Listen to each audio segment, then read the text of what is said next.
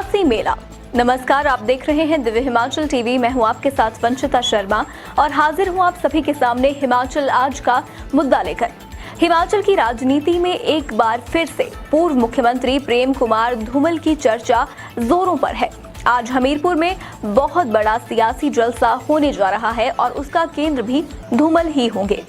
पर 4 साल तक हिमाचल की राजनीति से हाशिए पर रहे धूमल को चुनावी साल में साथ लेकर चलना क्या पार्टी की मजबूरी है या कुछ और? हम पहाड़ी मेसी पर चर्चा कर रहे हैं अनिल अग्निहोत्री और राजेश शर्मा। धूमल का सितारा बुलंद। जी हाँ, कैसे पूर्व मुख्यमंत्री पे बात करेंगे राजेश शर्मा। राजेश, हिमाचल की सियासत में के केंद्र में फिर से आते जा रहे हैं पूर्व मुख्यमंत्री जी। पिछले कुछ दिनों से आप देख लीजिए, सही है। कल उनकी शादी की जी गोल्डन जुबली है, कल सोमवार को जी। तो राजेश, इसमें एक बड़ा मौका होने जा रहा है, ये ऐसा लग रहा है, ऐसे एक तरह से समझ आ रही हैं चीजें जी। क्या होने जा रहा है कल? बिल्कुल, देखिए कल धूमल दंपत्ति की शादी की गोल्डन जुबली है। हमीरपुर में कार्यक्रम उसका तय कर दिया है, शानदार आयोजन होगा, उसको यादगार बनाने की तैयारियां चल पड़ी हैं। कल बहुत बड़ा आयोजन हमीरपुर में हो रहा है अग्निहोत्री जी, और उसमें तमाम, क्योंकि धूमल आप देखिए हिमाचल प्रदेश की नहीं देश की राजनीति के में चर्चित चेहरे रहे हैं। हिमाचल प्रदेश के 2 बार मुख्यमंत्री रह चुके हैं, सांसद हिमाचल से रह चुके हैं। आप प्रदेश की राजनीति की बात कर लें तो बड़े महत्वपूर्ण यहाँ के नजरिए से, बीजेपी के नजरिए से प्रेम कुमार धूमल रहे हैं। अभी क्योंकि आपने भी कहा कि पिछले 5 साल से करीब करीब वो हाशिए पे चले गए थे, लेकिन अब ये जो आयोजन हो रहा है, इस आयोजन के बहाने हिमाचल प्रदेश में एक अलग अब राजनीति शुरू होने जा रही है आने वाले दिनों में। तो कल राजनीतिज्ञों का बहुत बड़ा एक मेला आप कह लीजिए या एक समारोह कह लीजिए, जलसा कह लीजिए, हमीरपुर में होने जा रहा है। राजेश, हमीरपुर में ही होने जा रहा है, बिल्कुल सही कहा आपने। हालांकि ये कुछ दिन पहले ही पता चला है कि इतना बड़ा आयोजन होने जा रहा है। बिल्कुल 50 साल होने जा रहे हैं धूमल साहब की शादी के। अच्छा, इसमें राजेश, जैसे आपने जमावड़े की बात की जी, जमावड़े के आप इसको ऐसे समझिए कि इसमें स्वयं मुख्यमंत्री के आने की बात कही जा रही है जी। और अकेले नहीं, बिल्कुल कैबिनेट के साथ। बिल्कुल प्रदेश के मुख्यमंत्री जयराम ठाकुर साहब प्रेम कुमार धूमल के जो ये फंक्शन होगा, पारिवारिक फंक्शन, इसके लिए पहुंच रहे हैं। मंत्रीगण भी पहुंच रहे हैं जी।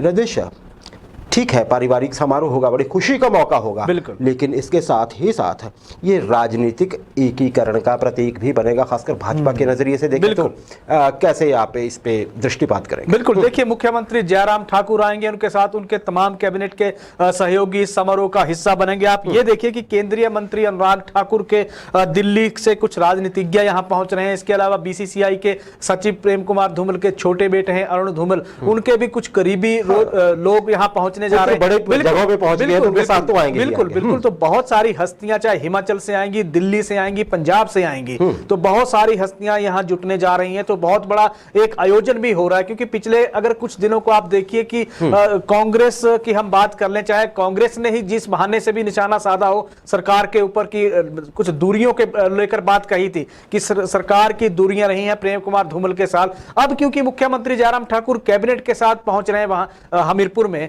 तो वो दूरियां भी नजदीकियों में बदलती जा रही है। भाजपा सीधे तौर पे एकजुटता का, एकता का संदेश इस आयोजन के बहाने विरोधियों को देने जा रही है। राजेश, देखिए इसमें कोई दो राय नहीं है कि फिल वक्त तक, काफी समय तक सरकार का समीरपुर के बजाय पालमपुर ज्यादा जाना होता जी। ये कोई दबी छुपी बात नहीं है। हालांकि इसमें कोई ये कहे कि धूमल साहब की तरफ से या उनके कैंप की तरफ से कभी कोई इसके बारे में कोई टिप्पणी आई, ना कोई बात कही गई। जो भी बात थी वो मीडिया की चर्चा होती थी, शायद बातचीत तो होती ही रहती होगी दोनों तरफ से, ऐसा कोई जो हमें।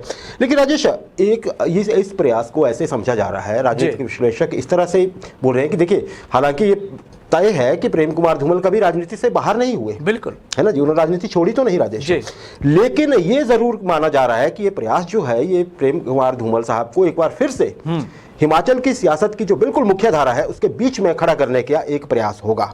हम ना भूलें, वर्तमान सरकार, वर्तमान मुख्यमंत्री पहली बार वो करने जा रहे हैं जो अभी हिमाचल के इतिहास में हुआ नहीं है। बिल्कुल, मिशन रिपीट, यही ना राजेश? बिल्कुल। और इसमें राजेश, फिर तो अगर ऐसा है जी, तो ये माना जा रहा है एक्सपर्ट का कि अगर इस मिशन रिपीट को ज्यादा आपने थोड़ा वो बनाना है जी, कम एफर्टलेस करना है इसको, तो फिर आपके धूमल साहब की सक्रियता इसमें बहुत बहुत ज़्यादा ज़रूरी हो जाती है। बिल्कुल। आप कैसे देखते हैं इस राय को जो पॉलिटिकल पंडित्स कह रहे हैं? बिल्कुल, देखिए पहले प्रयास पे आते हैं, फिर मिशन रिपीट पे आते हैं। बिल्कुल प्रयास होगा, और प्रयास इसलिए भी बड़ा महत्वपूर्ण है अग्निहोत्री जी की, क्योंकि प्रेम कुमार धूमल हिमाचल की राजनीति में पार्टी के स्तंभ हैं, और उन्होंने पार्टी को, आप ये देखिए कि कांग्रेस की आंधी के बीच हिमाचल प्रदेश में 2 बार के मुख्यमंत्री रहे हैं। वीरभद्र सिंह के बराबर के कद के नेता प्रदेश की राजनीति में गिने जाते हैं। महत्वपूर्ण है, 2 बार मुख्यमंत्री रहे हैं, सांसद रह चुके हैं हिमाचल से। और आप ये देखिए, क्योंकि सरकार बनाने में अहम भूमिका आज तक इनकी रही है भारतीय जनता पार्टी के लिहाज से, इसीलिए पार्टी अब ये चाहती है, क्योंकि मिशन रिपीट पे अगर हम आए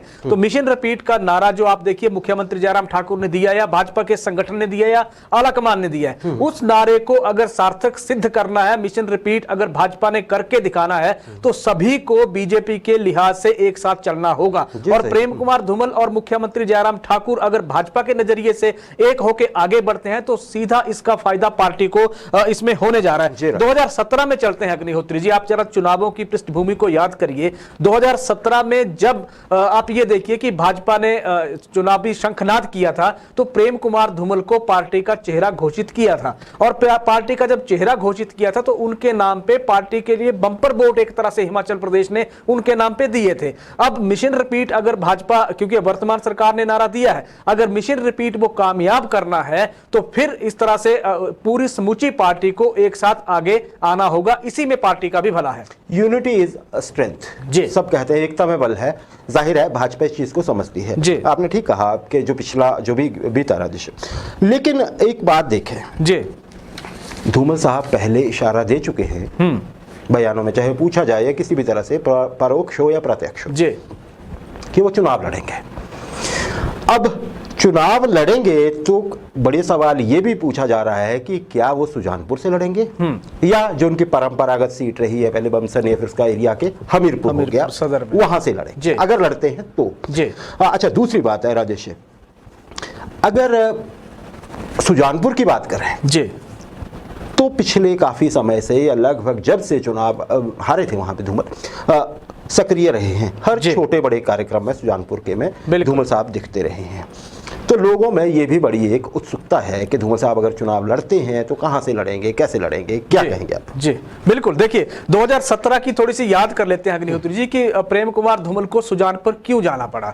हमीरपुर सदर जो थी वो उनकी सीट थी, परंपरागत सीट बमसन रही है, उसका हिस्सा जब हमीरपुर सदर में जुड़ गया तो वहां पे वो सुरक्षित सीट एक तरह से भाजपा के नजरिए से थी। पार्टी ने जो सर्वे करवाया था, क्योंकि पार्टी को सत्ता में आना था या कांग्रेस को बाहर करना था, उस सर्वे को आधार बना के यह कहा गया था कि हमीरपुर सदर की सीट बिल्कुल सुरक्षित भाजपा के नजरिए से है, और सुजानपुर में पार्टी थोड़ा सा पीछे चल रही है, तो उस सीट को हासिल करने के लिए अगर प्रेम कुमार धूमल वहां से चुनाव लड़ते हैं तो शायद भाजपा एक और सीट जीत के बहुत मजबूत हिमाचल प्रदेश में हो जाएगी, सरकार पार्टी की बन जाएगी। इस तरह का जब सर्वे आया था तो प्रेम कुमार धूमल ने अपनी सीट नरेंद्र ठाकुर के लिए छोड़ दी थी और वो सुजानपुर चले गए। लेकिन सुजानपुर जब गए तो हालात वहां ठीक नहीं थे, राजेंद्र राणा से वो प्रेम कुमार धूमल चुनाव हार गए। अब जब चुनाव हार गए तो उसके बाद, लेकिन फिर भी उन्होंने, आपकी बात बिल्कुल सही है, कर्मस्थली उन्होंने सुजानपुर को बनाया हुआ है। अभी हम देखते हैं तो कई समारोहों में, कई आयोजनों में वहां हिस्सेदारी उनकी रही है। उनके अलावा केंद्रीय मंत्री अनुराग ठाकुर, उनके बेटे हैं, उनकी सक्रियता वहां रही है,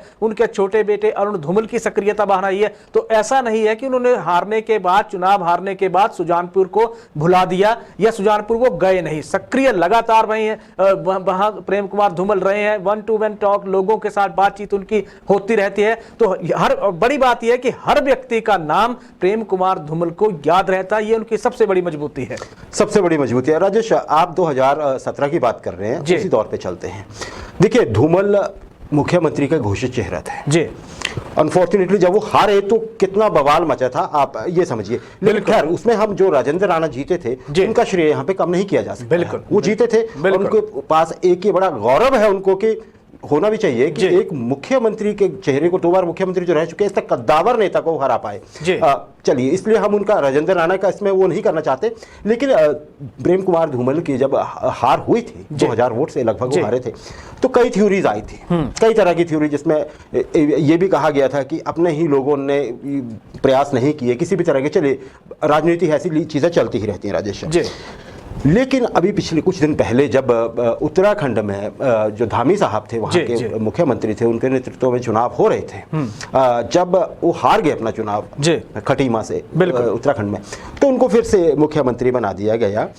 उसके बाद जाहिर है धूमल कैंप के जो उनके समर्थक थे उन्होंने तब थोड़े सवाल भी उठाए थे, लेकिन धूमल साहब ने एक बड़े परिपक्वता का परिचय दिया था। उनको पता था कि जयराम ठाकुर साहब वर्तमान में मुख्यमंत्री हैं, वो अपना दायित्व बड़ी खूबसूरती से निभा रहे हैं, तो उन्होंने बड़ी परिपक्वता, वैसे किसी भी मुद्दे को उन्होंने हवा नहीं लेने दी। तो ये धूमल साहब का एक तरह से ये बताता है कि वो कितने गहराई में उनके है ना जी, वो हर चीज को समझते हैं। तो राजेश, आप कैसे देखते हैं इस चीज को कि अगर धूमल साहब इस बार मान लीजिए चुनाव लड़ने को उनको कहा जाता है, वो कई बार कह चुके हैं कि मैं पार्टी का सिपाही हूँ, कार्यकर्ता, पीछे कहा था सबके लिए कि मैं कार्यकर्ता हूँ, अगर उनको कहा जाता है कि आप सुजानपुर से चुनाव लड़िए, मान लीजिए जी, राजनीतिक पंडित क्या कहते हैं कि क्या धूमल साहब कुछ चीजों पे इस बार बात करेंगे? फिर अगर उनको देखिए एक हाइपोथेटिकल सिचुएशन हो, वो चुनाव ही ना लड़ना चाहे, बिल्कुल है ना जी, पूरी संभावना है ना लड़ना चाहे, उनकी मर्जी है, बड़े नेता है, तो क्या वो कुछ जवाब चाहेंगे कि मेरी हार जब हुई थी तो उसके पीछे क्या ये कारण तो नहीं थे? क्योंकि हमारे सुनने में ये तो नहीं आया था उस समय पे कि इस पे कोई बाद में उनकी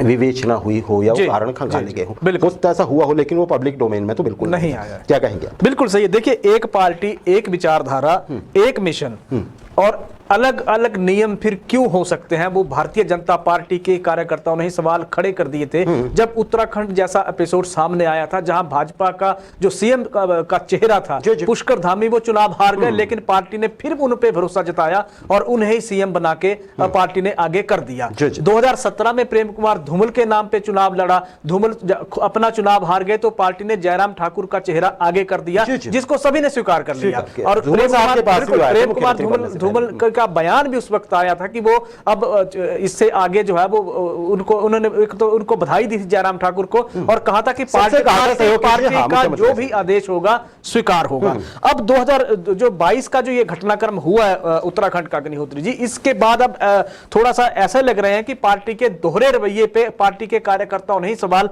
खड़े कर दिए थे। कांग्रेस की अगर हम माने तो कांग्रेस के बयान जिस तरह के आए हैं, उन्होंने कहा था कि प्रेम कुमार धूमल को भारतीय जनता पार्टी ने हाशिए पे धकेल दिया है। अब प्रेम कुमार धूमल पे आते हैं कि आला कमान से आपने कहा कि हो सकता है चुनाव ना लड़े, लेकिन अगर चुनाव लड़ते हैं तो उनके मन में एक टीस तो होगी, एक उनको एक कह लीजिए आप एक दुख तो होगा कि जिस भारतीय जनता पार्टी को हिमाचल प्रदेश में उन्होंने अपने खून पसीने से सींचा है, उस भारतीय जनता पार्टी में आप इस तरह की चीजें अगर उनके लिए चली है, हालांकि उन्होंने सार्वजनिक कुछ कहा नहीं है, किसी से नहीं कहा है, पर उनको एक टीस तो होगी, सवाल और जवाब जरूर होंगे और ये चुनाव इस वक्त बड़ा रोचक होने जा रहा है। जी, चुनाव रोचक होने जा रहा है। राजेश, आपने टीस की बात की, मैं वैसे उसी तरफ आने वाला था जी। सुखविंदर सिंह सुक्खू ने 2-4 दिन पहले हमीरपुर में जब उनका स्वागत हुआ, ये शायद गुरुवार की बात है जी, बहुत बड़ा स्वागत हुआ और उनका एक बयान बड़ी चर्चा में आ गया राजेश। उन्होंने कहा कि उन्होंने एक तरह से भाजपा पे जो सरकार सत्तासीन पार्टी है उस पे एक तरह से तंज कसा कि देखिए जी, हम तो कांग्रेस में तो बड़ी कदर करते हैं लोगों की और वहां पे पूर्व मुख्यमंत्री का ही ध्यान नहीं रखा जाता है। उनका एक फोन जो होता है वो आईपीएच कहा शायद उन्होंने, आईपीएच दैट इज जल शक्ति विभाग का एक्सीएन तक उनका फोन नहीं उठाता है।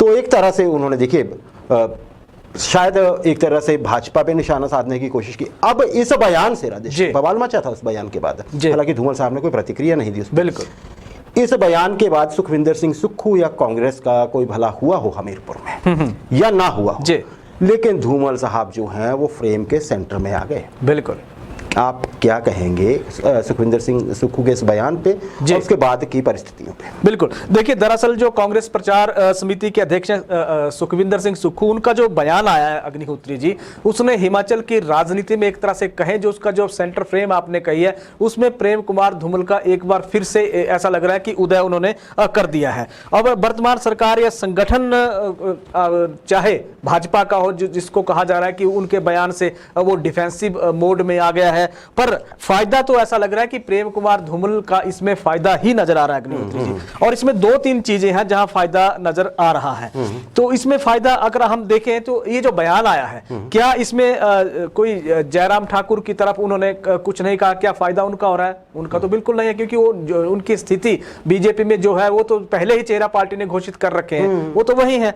इसका जो इसमें जो एक नुकसान वाली स्थिति है, उस नुकसान वाली स्थिति एक अगर हम कहें तो फायदा बीजेपी को है, नुकसान तो कांग्रेस को इससे होने जा रहा है। अब कैसे होने जा रहा है, अगर हम देखें 2017 की तरफ अगर हम देखें तो 2017 में आप ये देखिए कि कांग्रेस के हाथ जो सत्ता जो एक थी 2017 से पहले, 17 में जब चुनाव हुए, 17 में जब धूमल को चेहरा जब बनाया गया था भारतीय जनता पार्टी ने, तो उसके बाद जब पार्टी में जोश आया था, उसके बाद पार्टी पूरे पदाधिकारी पूरा संगठन जब जुट गए एक साथ होके, एक साथ मिलके, तो उससे पार्टी को फायदा हुआ।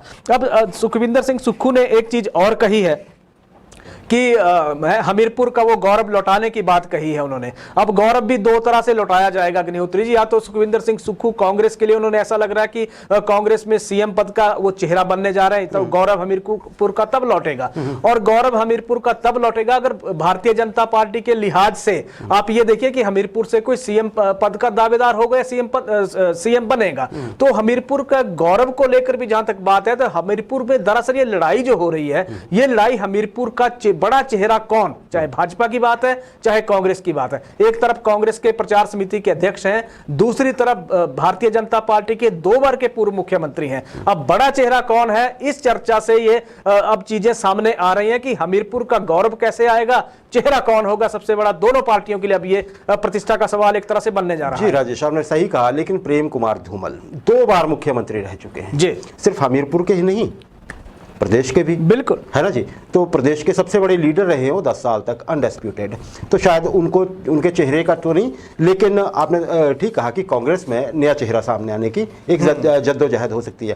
खैर, वैसे एक चीज़ देखने वाली होगी इस बार सुखविंदर सिंह सुक्खू के लिए, पिछली बार भाजपा की वर्तमान में सरकार बनी है, हमीरपुर जिला जो हमेशा भगवा में माना जाता है, बिल्कुल 2 ही सीटें जीत पाई थी वहां पे भाजपा। प्रेम कुमार धूमल साहब खुद हार गए थे, बड़सर हार गए थे, और साथ ही साथ हार गए थे आपका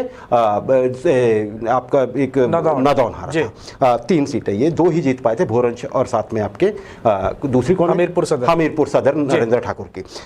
तो इस बार देखना ये होगा कि सुखविंदर सिंह सुक्खू जिस तरह से चुनाव प्रचार समिति के अध्यक्ष हैं, वो इस संख्या को आगे कैसे बढ़ाते हैं, या फिर जैसे कि जयराम ठाकुर साहब और सारे कैबिनेट के साथ आ रहे हैं, क्या भाजपा अपने पुराने वाले उसमें स्विंग में लौटती है जैसे हमीरपुर में कभी हुआ करती थी। ये देखने की बहुत एक अच्छा मौका है सबके पास इन इलेक्शंस में।